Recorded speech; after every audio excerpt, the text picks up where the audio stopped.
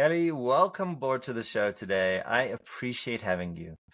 It's the end of the day, so I'm a little tired, but I have been looking forward to this talk the whole day. I want to start with a unusual question. If you had to recall your happiest memory, what would it be? There's a lot. I had a pretty awesome childhood and a pretty easy life up until 30. And I can think of things with learning to ride my mini bike with my dad. That was kind of a rite of passage in the family. I still remember that day vividly. I was about 5 years old. Um, a couple of different That's wrestling incredible to matches. remember something. That's quite incredible to remember something from when you were five. What was special about that Yeah. memory? I'm the youngest of five, and I'm 55. So this was 1974. And kind of a rite of passage. We had an old, beat up, barely running mini bike. And my oldest brother got it when he was 5 or 6 and got to ride it. And my next brother is a couple years older than me, him. And when it got to me, I was tiny. I was very, very, very small kid. I'm still small now, but I was a very small kid and was just petrified that I wasn't going to be able to do it. But everybody talked about, oh, I can't wait till you can ride the mini bike. And I remember Dad taking me out, and we went down to the end of the street. We called it the dead end, and it was this big dirt area, goes down into the woods. And I remember getting on it and being able to balance. I could ride a bike, so that was okay. But this thing was fat and heavy and smoked and smelled like gas and oil. And I just remember getting on it with my big old giant helmet on my head and riding it across the kind of the parking lot or the dead end part and going down this, to me, was the size of Mount Everest hill, and getting to the bottom and actually getting stuck at the bottom. And my dad coming down and just being frustrated with me. And what do you mean you can't make it up? And I just remember being petrified that I was going to, let him down. And not because, he was angry but my expectations of myself, and what it was. And I remember getting on that back on the motorcycle or on the mini bike and making it up to the top of the hill and my dad just cheering and me going home and telling everybody. Like I said, I can still smell the gas and uh, the oil and everything on it right now because this motor mini bike back then, it was probably 30 years old at that point. So that's definitely one of my better memories from, when I was little. Um, yeah, there's a lot of stuff, like that. When I opened up I owned a gym. I owned a 40,000 square foot gym with two business partners for a while. That opening day was something that was pretty huge. Um, and just lots of different stuff with family and friends.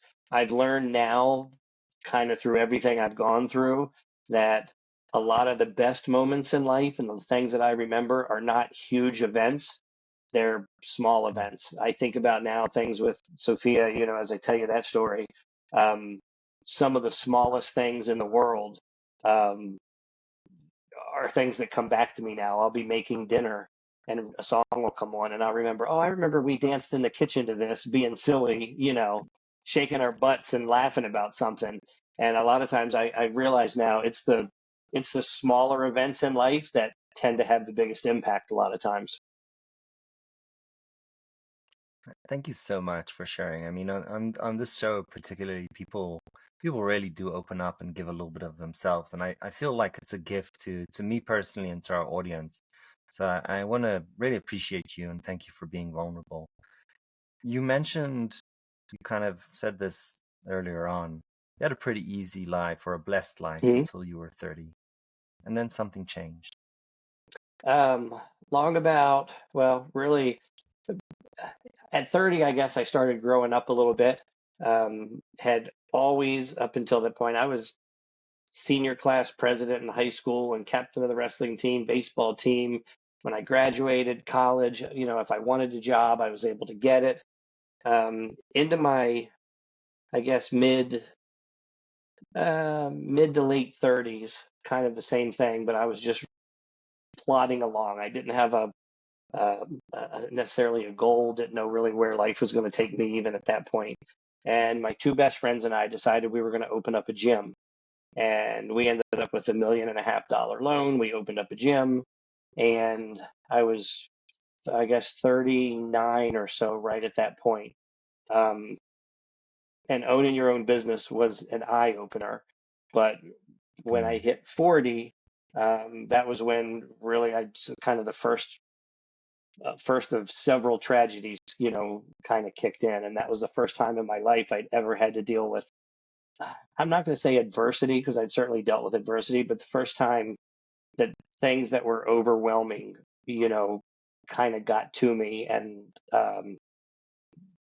took me down, for lack of a better word, bring you to your knees. yes. The When I was, I guess, 40 now at this point, my nephew and niece were 11 and 12 years old. They were my brother's kids, and my brother was divorced, and his wife had remarried, and we get a phone call. Um, well, I get a phone call. It's about 9 o'clock on a Tuesday night, and it was my dad.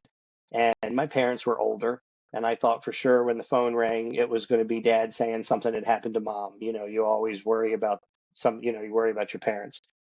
And I answered the phone, and I said, "Hey, Pop, what's going on?" And he said, "Kelly, he did it." He said, "The son of a bitch did it." And I said, "Did what, Dad? What are you talking about?" He said, "He killed the kids." I said, "What?" He said, "He killed the kids." And my my brother's ex-wife, her husband, had come home from work, and he got in an argument with his wife, my brother's ex-wife, and went downstairs and got his gun and shot her twice, and then proceeded to walk into my nephew and niece's bedroom, my nephew's room first, and he walked in. It was about 10 o'clock at night, and he put his gun to his head and he shot Connor and killed him instantly. And Brittany, his sister, got up and ran to the door, and he grabbed her by the face and put the gun here and blew out the side of her neck. She actually lived for about 4.5 hours. Um, so that night, I ended up at the hospital, with my brother and her in surgery, and the feelings, the emotions, everything that you're going through is completely surreal.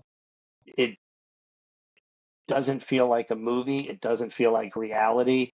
It's just completely different. And, it's something that, thank God, most people don't have to go through. And it's something that I would never wish on anybody. But it was really the first time in my life where I'd had something, tragic like that happen. And you figure it's probably going to be the only time in your life. Like that's kind of the initial thought. Um, but so I lost both of my nephew and niece at that point. And I also, and this is tough for me to say, but my brother, who's 4 years older than me and was my hero growing up. Everybody wants to be like their big brother. Um, Kevin died that night, and not in a physical sense. He's still here and kicking, and I see him, every weekend or every other weekend. But a part of him died. He just completely changed. He was the vice president of a large repository company, making good money and just super successful. And he ended up on disability and dealing with mental stuff and just depression and you name it after that. So that was a really tough thing. But on top of that, I had the two deaths, but also just really losing my brother, but that whole thing was hard on my family. On the flip side of that, that was also when I realized this gym community. I was the third owner of this gym, and we had 4,000 members, something like that. And you realize how good people can be and what a close knit family that can also be. These are people that are paying me 25, $30 a month, and you would think that they're just customers, but it turns out they weren't just customers. That the people that were coming into the gym and bringing their kids into the kids room and working out and taking aerobics and you name it, that was home to them. I was family to them. And the amount of outpouring and support that I got from the community was just, absolutely, amazing. Um, so that was kind of when things changed the first time. Um, Fast forward about 6 months after that, and my mom, who was 81, suddenly passed away. And she was older and had been sick, so it wasn't completely, um, complete surprise. But she had been doing good, so nobody really expected that. Um, we just figured that she needed to go see her grandkids. That was kind of what was going on. Brittany and Connor needed their grandmother, is what we figured. So we were able to deal with that. It was tough on my dad. And about 30 days after that, my dad was diagnosed with a stage 4 glioblastoma, a brain tumor. And he was told that he would probably have 30 to 60 days to live. But my dad was World War II generation, different type of people than we have now. And he made it about 13 months and did pretty well, up until the end. So in a matter of, I don't know, 15 months, 17 months, something like that. I lost my nephew and niece to a brutal murder. My mom passed away. My dad had this brain tumor, and I, took him to radiation and chemotherapy every day and dealt with that and kind of went through that whole thing, which is always tough to lose your parents.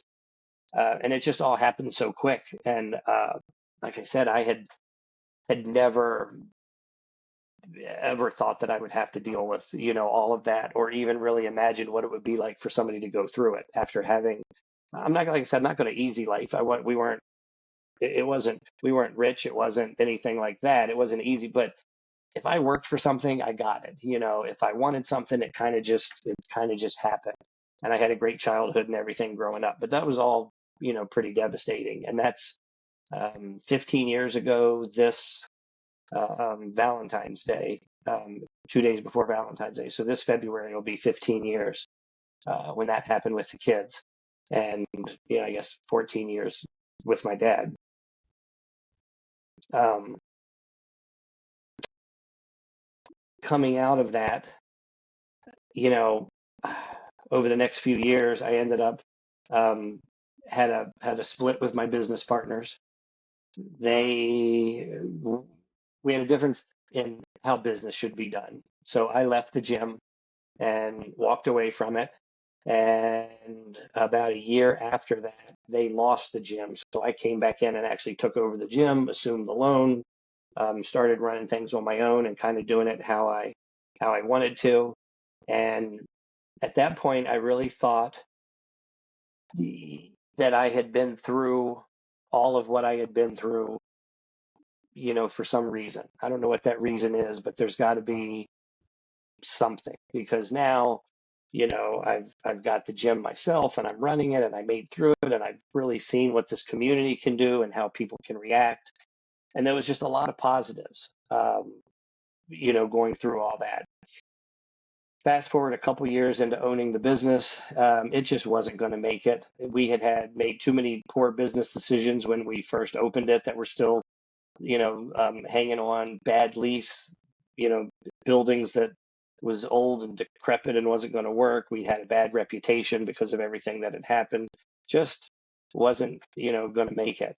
And a few months before we, the gym ended up closing. A few months before the gym ended up closing, it was when I met Sophia. And again, I kind of thought everything was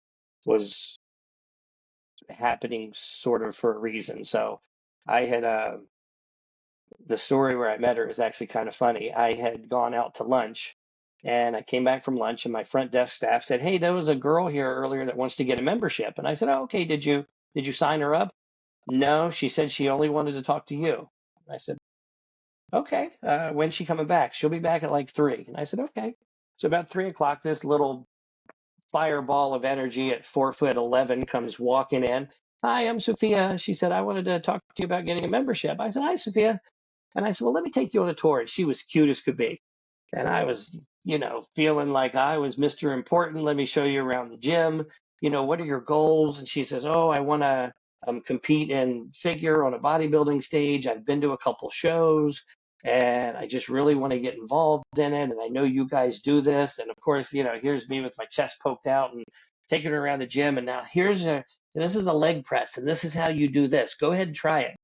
And she would get on it and go, oh, wow, I've never used one of these. Oh, well, let me show you this. We did the whole thing. Long story short, she joins the gym, and I find out she tells me later, she knew all the damn equipment. She was playing me way more than I was playing her. So I just remember I thought I was, Mr. Stud. Look at this cute young girl. And no, she had it all planned out way before I did. So we used to laugh about that. Um, she had seen me at a bodybuilding competition and heard about the gym, and she did, want the knowledge, but she was like, no, I just thought you were cute and I wanted to come meet you. So, I always laugh because I always thought, and guys, we always think we must be the one. No, it was all her. She made it work. Um, and her and I just hit it off. And it just, things were in the gym were going horrible because I was losing the gym and it was just stressful. Money, time. I was probably working 115 hours a week, trying to keep it going. We were open 24 hours a day. And she was supportive. You can do this. We can get it, with everything. And finally, right around Thanksgiving time, it got to the point where I couldn't keep the gym open anymore. And the powerhouse corporate, the family that owned the gym franchise, said, let it go. He was like, Kel, let it go. He said, if you want another gym in the future, you're a great owner. I'm happy to get you one. He said, this is not a failure. He's like, a lot of good people have had good businesses and just didn't make it. He said, this was it. There's a lot of things that were into it, and it's not worth the stress and the amount of um, heartache that you're putting into this. And that for me was hard to swallow because I had always been successful at everything. And to think that this gym that I, put my life into for the past however many years wasn't going to make it anymore was devastating to me. So the gym closed its doors and I ended up losing everything. I lost literally everything. I lost where I live. I lost just everything. And I ended up living in my car at a rest stop for about 3 months. And I was driving a smart car. So it's not like it was a giant station wagon. I was in a smart car. And um, I just lied to everybody. My family would call or text me and say, hey, are you okay? Yeah, I'm good. Where are you staying? I'm staying at a friend's house. And my friends call and text and, hey, are you doing okay? Yeah, I'm doing okay. Where are you staying? I'm staying with my family. I lied to everybody. And in retrospect, I didn't need to. There were enough people that were supportive and believed in me, but I didn't believe in myself. Um, the only person I knew that believed in me and knew all of this was Sophia. Um, and she was renting a room here in Woodbridge, so she didn't have any place that I could stay. But there were nights I'd sneak over and climb in the window so I had some place to stay. Um, and she just kept telling me, baby, it'll get better. You can do this. What do you want to do? How do you she was supportive. And I was really bottom of the barrel. I mean, there was a time where I, literally sat in my car one night and I was like, I'm done. How do I end this? I don't want to do it anymore. I've let everybody down. I've let myself down. Uh, there's no way out. I don't have a job. I don't have an income. I don't even know where to turn. Where do you go? It's one thing if you get fired from a company and you can go look to another company to do the same thing. Where do you go when you own a business and it's suddenly gone? You can't start a new business. Do you tuck your tail? It was just, I was bottom of the barrel. And thank God I didn't do anything. Um, but Sophia just believed in me. And finally, one day, an acquaintance of mine, actually an old boss who I worked with at a Gold's Gym, he owns a gym out here in this area. And he and I were talking, and he just said, hey, are you working out anywhere? And I said, no, can't afford the gym, so I'm not working out anywhere. And he said, well, I'll tell you what. He said, I'll give you and Sophia a free gym membership, but I'll only give you a free gym membership in one condition. And I said, what's that? And he said that you guys use it. He said, I'm not going to give you something if you're not going to use it. If you're going to make sure you're in here, I will give you guys a complimentary membership. I said, Bob, if you say that, I will be there tomorrow. So he put the stuff in the system, and at 4:30 the next morning, I met Sophia, and we drive out to this gym, and she and I started training together. And I hadn't been working out. My diet was awful. I was 226 pounds, and I'm 5'5", so that was not a good thing. Um, and we started training together. And little by little, I started feeling a little bit better and losing a little bit of weight, my blood pressure going down and my strength going up, and just, enjoying her company and starting to believe in myself. And 6 months later, as my physical got better, I realized my mental got better. And that really just changed everything. I ended up um, substituting at high school, at the high school that I now teach at. Ended up getting a substituting job, found out that I loved it. Never in a million years thought I would be a teacher. That was the last thing in the world I would ever want to do. And after about a year and 2 months of working at the school, they offered me a position. Which was, Kirk, would you like to come on board full time? You have to go take the praxis and all the licensing tests and all. And I said, yeah, how do I do that? They gave me the information. Within 2 weeks, I had everything done and finished. And they offered me the job in July, and I started back that August. And this is my 8th year, I guess, at that school overall. So um, things just had, really started to turn around. And um, Sophia and I started a nutrition company where we would help people do healthy keto. Keto was kind of coming out at that time, and it was new, and we were haters. We were like, this can't be good. Let's show everybody how awful it is. And we ended up getting into it, and I met a scientist from the National Institute of Health who helped me kind of.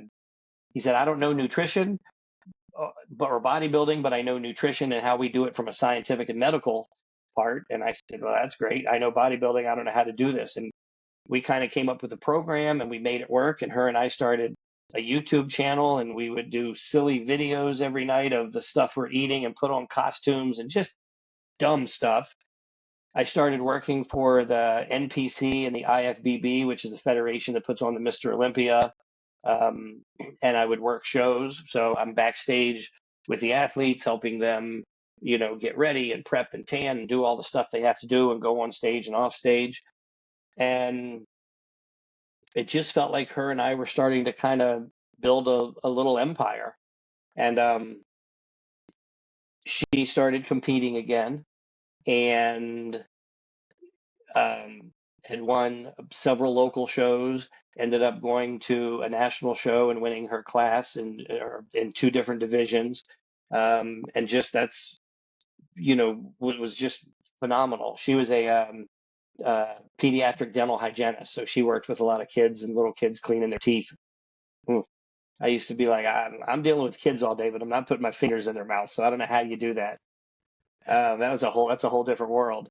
And things were just, rolling along. We were trying to buy a house. We were looking to get married. We were engaged. Everything was just fantastic. And we would talk about how much we loved our simple little life. We did everything together. We cooked together. We, did our videos together. We trained together. We traveled to the shows together. And, it was just kind of perfect. And COVID hits, and everybody's dealing with, the life and the new normal, as they put it, and everything that's going on. And she hadn't seen her mom in about a year, I guess, towards the end of COVID because of everything. Her mom lived in Florida. So her mom calls her on a Monday and says, Soph, I'm coming up. I'm going to be up there for a couple days for business. Why don't you come stay in a hotel with me and we'll get together. We'll go to lunch and dinner and blah, blah. So that Wednesday night, I saw her and I gave her a hug and a kiss, said, I love you. I'll see you on Saturday. She and I were going to be working a bodybuilding show together. And she went to go stay with her mom. And Friday night, they went out and had Italian food for dinner and came back to the hotel. And she and I talked on the phone for a little bit. And she got in bed and was texting me. And the text that I got from her at about 10:30, I was telling her, she had actually gotten me back into competing. So it had been 19 years since I had been on stage competing. And she believed in me. She kept saying, "Babe, you need to get on stage. You need to go." I said, "I don't want to do that unless I think I can, win and get my pro card. I don't want to just do it for a trophy. I don't need to."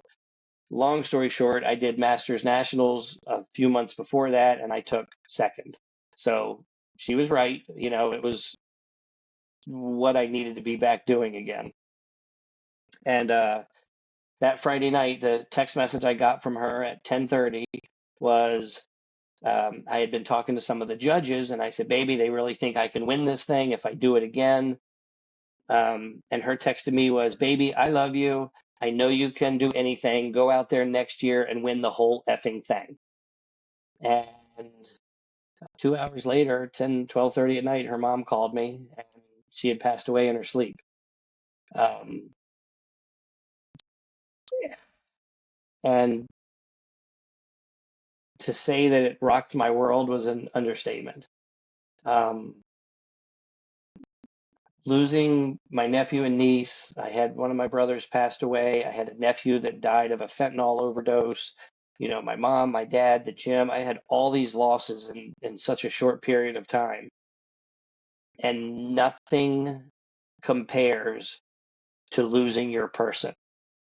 And I don't care if that person is your best friend or your husband or your wife or who it is, you know who your person is. And it's a different type of loss. Um, and it brought me down. And that was really where, I sit and look now and go, how did I go through so many years of life with next to nothing bad happening and all of this loss and devastation happening in such a little short period of time. Um, and it was just, you I'm still learning a lot from it. And, I tell everybody, Sophia changed my life twice. Once was when she walked into the gym and I met her, and all of a sudden life was going to be okay, and all of the bad stuff that I went through was for a reason. And, I finally found what I had been looking for, and vice versa. And then losing her, has really taught me a lot about me and what I can endure and go through, and has changed my life. Losing her was not a positive, but has changed my life in a positive way because I'm looking to make that impact on other people. Um, about She passed away in July, and right around Thanksgiving, I was at dinner with a friend of mine, and I said, I want to do something in her honor. I'd love to start a business. And he said, "Well, what do you want to do? She loved bodybuilding. Do you want to, sell supplements or T-shirts?" And I said, "No, that's boring. I don't know what I want to do." And he said, "Well," he said, "what did Sophia do for you?" And I said, "She believed in me when nobody else did." And he goes, "Well, duh, there's your business." I said, "What do you mean?" And he said, "You start a business where you're able to believe in somebody when they don't believe in themselves. You do for other people what Sophia did for you." And they're launched 222 Muscle, the Sophia Graham Foundation. And we're about 2.5 years into it. And our mission statement is to lift people who feel the weight of the world on their shoulders and provide improved mental health through the pursuit of physical strength. And we raise money primarily to buy gym memberships and personal training and stuff like that to anybody who's gone through some sort of trauma or tragedy, where that gym membership might do what it did for me, which is change the course of their life and make a huge difference. And I've dealt with people with brain tumors, people getting out of jail, drug addictions, loss of a spouse, divorce, um, cancer, kind of you name it. And it's just it's been fantastic. And it's kind of my way of being able to keep her alive and talk about her and do things like this. So that's kind of where it's taken full circle. um, but that's a long story, or a long You ways to know, get from your question of what happened. and I'll share with the audience. I think everybody has to go to the website and click on the Our Story tab. I think that's what it is. And there's a whole bunch of testimonials where your gym members, your community have opened their hearts and shared their personal stories and personal challenges and how they've overcome that through the work in the gym. And I was amazed. I thought it was absolutely amazing. There's something here that I've never heard before, I've never seen before. It's not something that I was aware of. How does this work? How do people kind of go and work in the gym, and this kind of supports their road to mental wellness and recovery? But what's the magic here? Well, I mean, there's the physical science behind it when you work out, whether it's lifting weights or riding a bike or going for a walk. There's lots of hormones that kick in, your serotonin levels and different stuff. So that is a proven fact. Um, but also, I think maybe a level of confidence is one thing as you start to work out and you Hmm. start to um, feel better. It gives you a little bit of a boost. I've said several times, if you walk into a room and you see somebody who is in shape, and that doesn't mean bodybuilder shape, but you see somebody who puts in that time and dedication, maybe they're a cyclist, a runner, a bodybuilder, whatever it is, and you know that when you see that person, you immediately know they're dedicated, they are hardworking. They will make sacrifices to do what they need to do. There's something about that person that stands out between everybody else in the room. And you have to respect that Hmm. person because nobody was able to hand them that accomplishment. They didn't inherit it, they didn't win it in the lottery. They worked for it. And there's something to be said about that confidence and that feeling that gives you when you get to that point, I think. The other aspect of that is That's just the community, in the gym or and for us, it was the bodybuilding community. Everybody knew us. Everybody loves us. We see the same people every couple weeks. Everybody has been through the same thing you have. Um, and it's right, not to say that it's, perfect. It's a competitive sport, and it's a competitive sport right, where you're literally looking at somebody and going, you look like crap. Now that's an exaggeration, but um, you're judging people. We're literally judging people on right. their looks. So it's kind of a rough thing to do. Um, but at the same time, everybody's just super supportive and, um, like I said, has been through the same thing. But I think that's a big part of it is it's just you're going through something. I have people tell me all the time, "Oh, I wish I had your motivation." And it's not Hmm. motivation, it's dedication. I've been a part of this Right. community and gym since I wrestled in high school, but now, I'm just entrenched in it. And it's just dedication. It's part of my day. It's part of what I do. And it was the same way with her. There's something incredibly beautiful in what you're saying because it's so fundamental to the human condition. And the one is this ability to take on a task and improve and see that improvement and success and continue at it and get better and better and better. And that builds this self-confidence of I've got this. I can take on something which is objectively difficult and I can do it. That belief in one's ability to do what they don't even know that they can do. I think that's so beautiful, and I wish that honestly, from as my selfish perspective as a parent, that's something that's incredibly important for me to pass on to my children. Yeah, That you might not know you can do this, but I'm going to show you that you can, yeah, and I want that to be with you for your whole life. That you can do things even if you don't believe in yourself, yeah. and that's so tremendously I beautiful. love that. And that's a portion of kind of what we also do through the foundation. So before everything happened with Sophia, but after everything had happened with the kids and the gym and all this, everybody had always said, Kelly, you need to go tell your story somewhere. Your story's inspirational. And Right. again, this was before everything with Sophia. And I met with a guy who works for John Maxwell. And, John Maxwell is the largest leadership, public speaking, just literally number one in the world for that. And I talked to a guy, told him my story, told him how Sophia and I were building this empire. We had a company, and he was like, man, that's incredible. You've got to come do it. Well, it's a lot of money and it's a lot of work. And Sophia pushed me, Right. baby, you should do this. You need to tell your story. And I remember telling her, nah, the timing's not right. Maybe one day I will, but I'm not ready. So as I said, I teach high school, and every year in the beginning of the year, I tell my story to the kids. I want them to know, everything I've been through and why. And, they, I don't walk around school with a tear running down my face, but there's been days where I've broke Right. down, and I want them to know that, that's okay. That's kind of part of life. And when I was telling this story about a year and a half ago, I guess, maybe 2 years ago, the story came across different that time. Mm. And it was still emotional, but it was more motivational.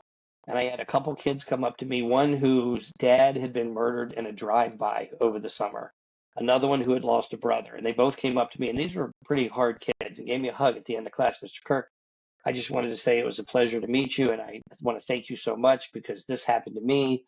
And the fact that you're here every day and doing what you do and sharing that with us, that's just really special. And I was like, wow, okay, something is going on here. I said maybe now is the time that I need to start to share this story with other people. So I sent a text message to the guy from John Maxwell. I'd not spoken to him in probably 5 years.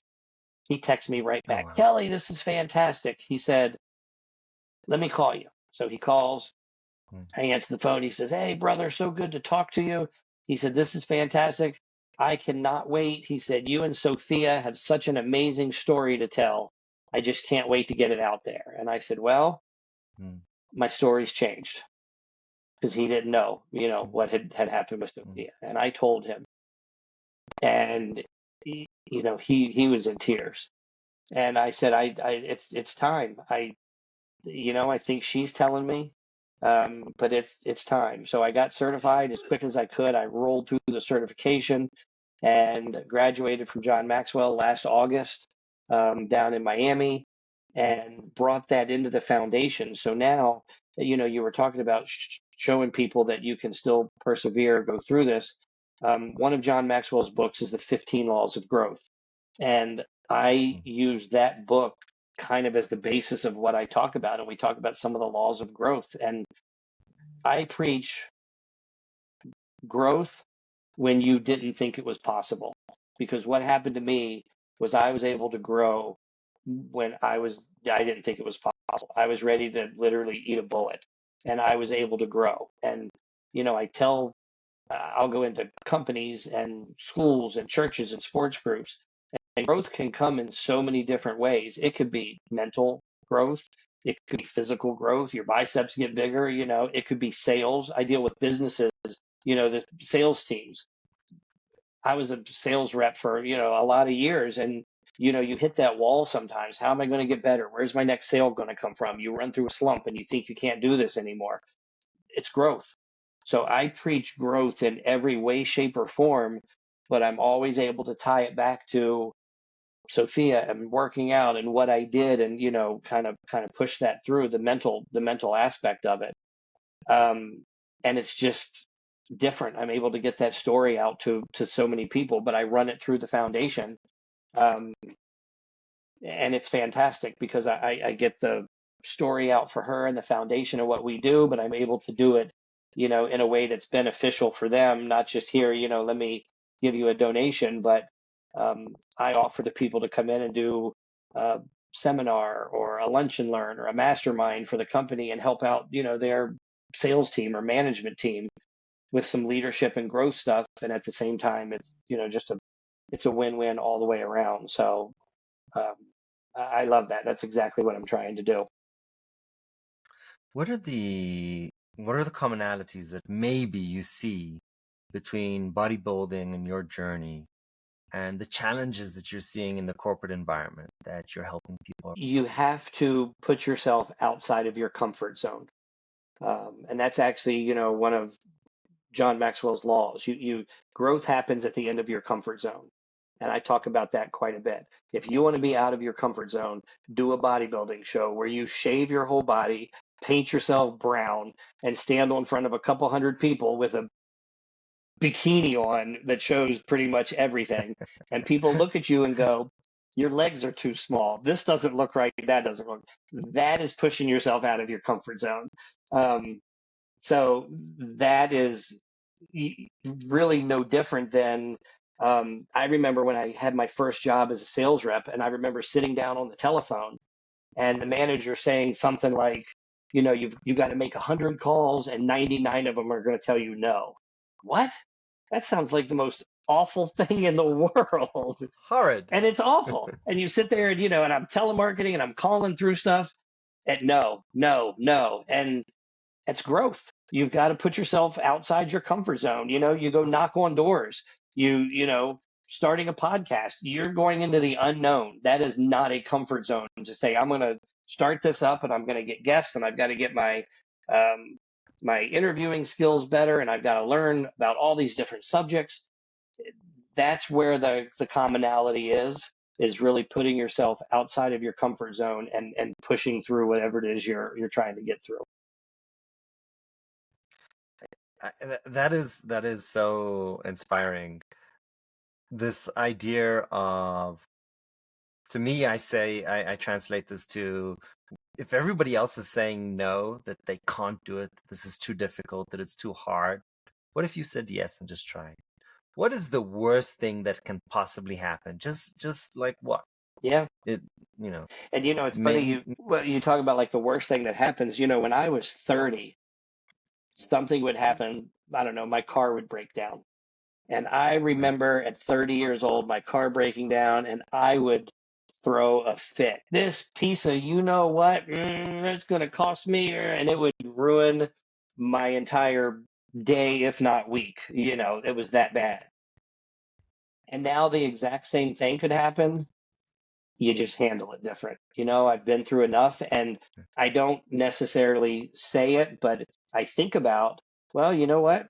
Nobody died. My car broke down. I'm right. going to be okay. I'll get it fixed. It's going to cost money. You know, it's going to be an inconvenience, but everything's okay.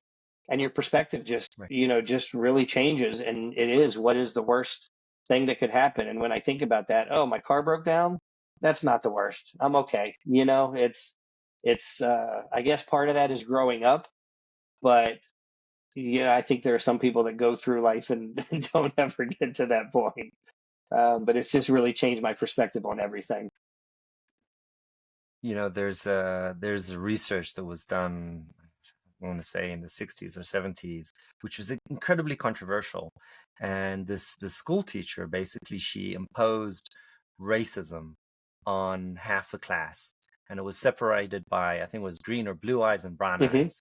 And then she basically said, okay, you green eyes or blue eyes, I can remember, are much better than the brown eyes. And she taught them, this is, you guys are superior and those guys are dirt. And then the second half of the day, she flipped it.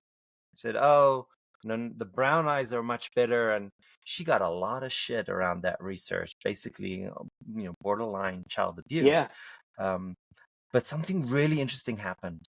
That whole class of hers that went through that experience, they on average gained, I think it was like 80 or 70 points of IQ.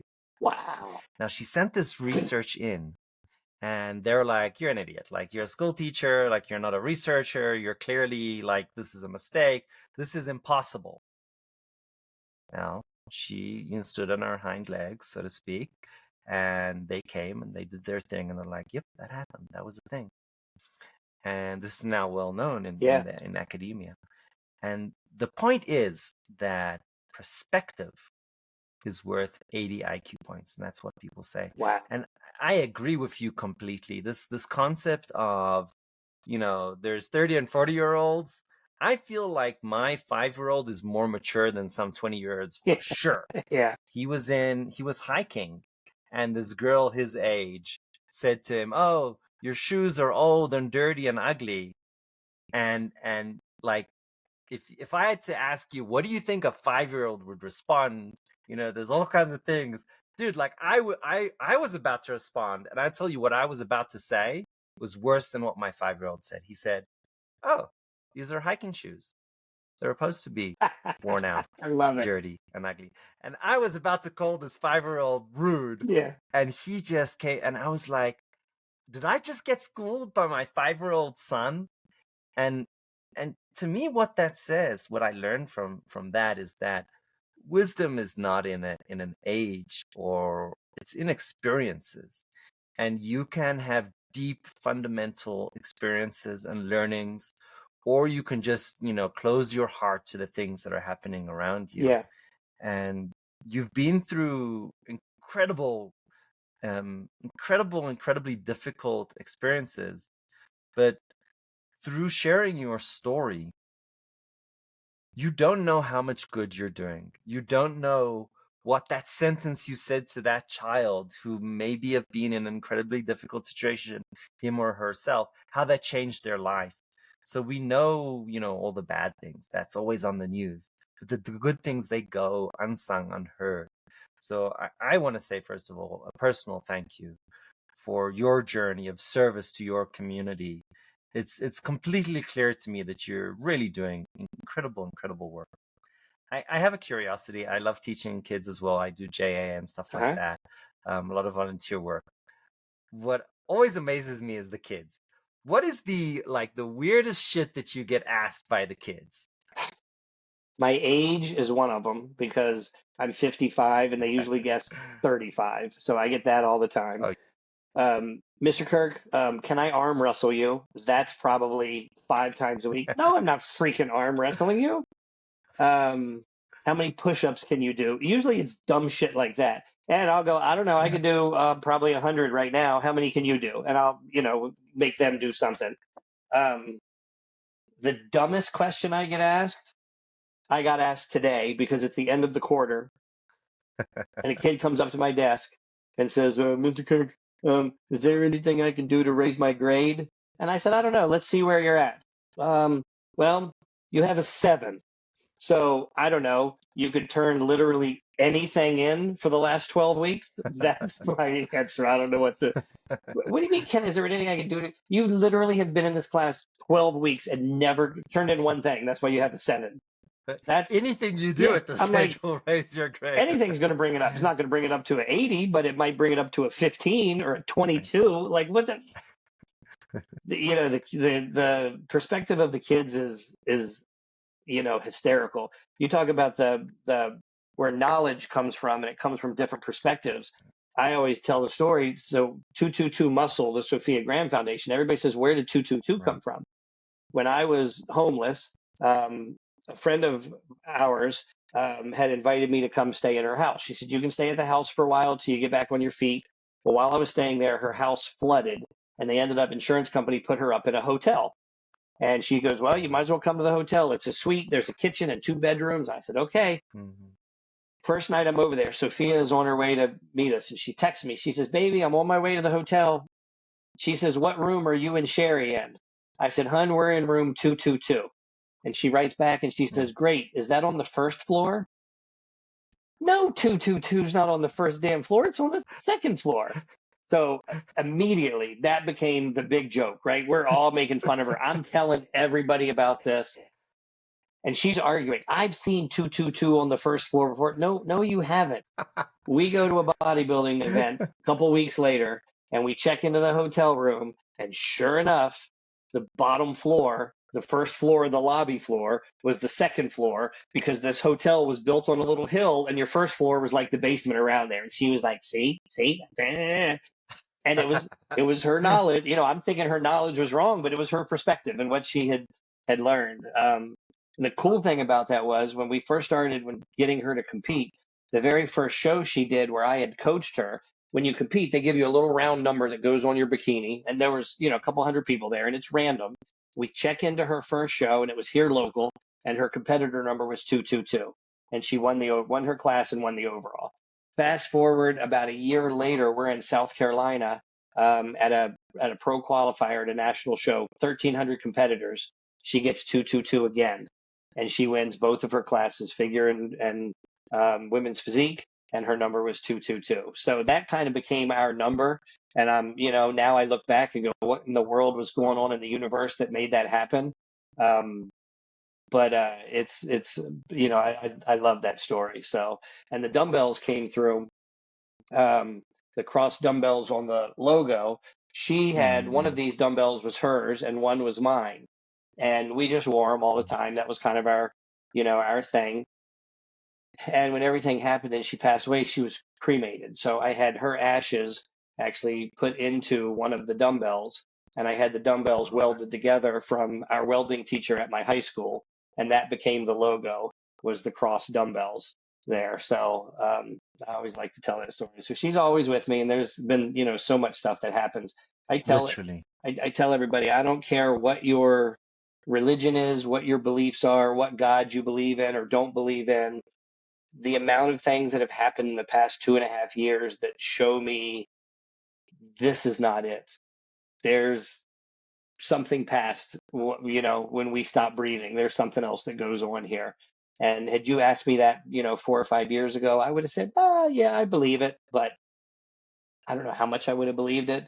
And now there's just absolutely no question at all. So, um, like I said, when I say that she's changed my life twice, once was when she walked into my life, and once is everything that I've learned since she left. It's just not an understatement. Kelly, I truly believe that she was an angel. The levels of support that she gave you are superhuman. It's just incredible, incredible, incredible. I can't even articulate it in words. And multiple times, time and time again, it's just beyond belief. So you've been through incredible travesties, but I think you really met an angel. That is amazing. Yep, I agree. I Absolutely. I I have one last question Hmm. to you. If you had to go back and give some sort of advice to, 26-year-old Kelly, what would that be?